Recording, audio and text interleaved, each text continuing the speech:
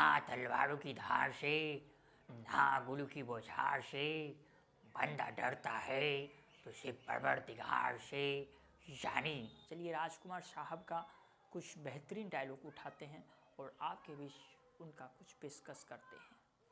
हम तुम्हें मारेंगे और ज़रूर मारेंगे, बंदूक भी हमारी होगी, गोली भी हमारी होगी और वक्त भी हमारा होगा।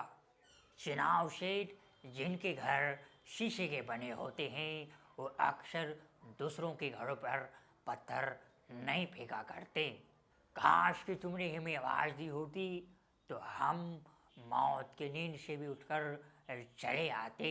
यानी हम तुम्हें मारेंगे और ज़रूर मारेंगे, बंदूक भी हमारी होगी और गोली भी हमारी होगी और वक्त भी हमारा होगा।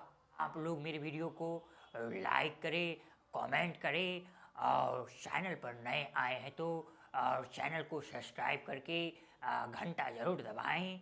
यानी हम तुम्हें वो मौत देंगे, ना ही तो वो मौत किसी कानून की किताब में लिखी होगी और ना ही किसी मुजरिम ने आज तक उस मौत के बारे में सोची होगी।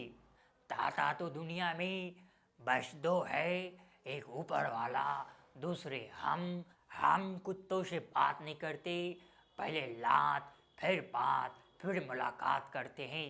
यानी तो आप लोगों को कैसा लगा ये वीडियो कमेंट करके ज़रूर बताएं और ज़्यादा से ज़्यादा शेयर करें। जय हिंद।